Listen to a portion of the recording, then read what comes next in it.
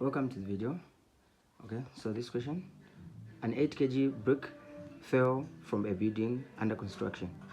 The brick fell from a height of 8 meters. Take G to be 10 Newton per kg.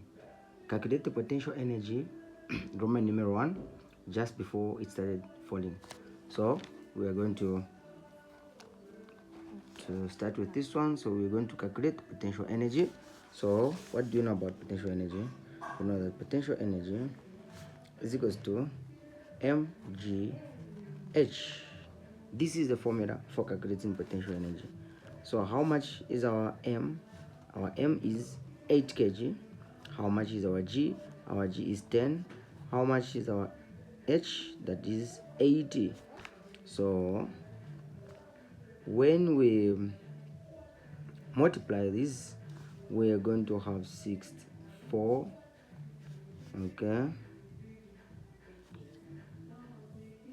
Okay, joules. So this is the potential energy. Okay, so this is the mass, and then this is the height. So let's go to Roman numeral 2. Okay, so calculate the potential energy after falling halfway down. So how are we going to calculate the potential energy? The same potential energy after falling. This was before it started falling, and then they asked us now to calculate the potential energy after falling halfway down. So what I'm going to do, we're just going to divide this one, because the concept is that if we have a stone here falling, okay, so the potential energy here is the 64, okay, joules. So when this stone begin to fall, so the height is 18. Okay, so when it fell up to half, okay, when it fell up to half, then the height is going to be divided by 2. Okay, in other words, the more the potential the stone is falling down, the potential energy is changing into kinetic energy. Okay, so at halfway, the kinetic energy is half of 6,400.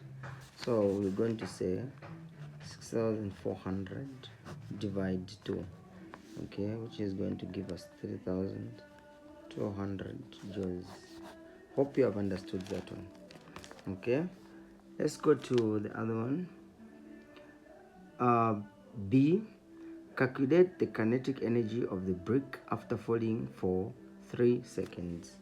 So they've asked us to calculate kinetic energy. So we're just first going to write the formula for kinetic energy. Okay, mv squared. This is the formula of kinetic energy. Okay, so do we have the mass yet? 8. Do we have the v? No, that is where we're going to have the challenge. So let's calculate the v now. V is what? V is the velocity. So we're going to say velocity is equal to initial velocity plus gt. This is the formula that we use to calculate the velocity of a falling object. Okay, so what is our u? Our u is 0. Why? Because this object was at rest up there, so the initial velocity is 0. So when it started falling, the initial velocity, the u, is equals to 0. Okay, so now they want you to calculate the final velocity now. So plus g, they have told us that the g is 10. Okay, the g is 10 here. Okay, and then time, they have said time is 3 seconds. So after doing the computation, you're going to have 30 meters per second. This is the velocity. So I'm going to get the velocity and put it here. So you're going to say 30 squared.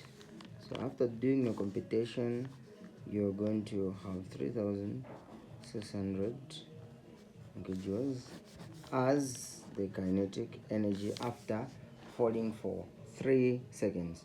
Thank you very much.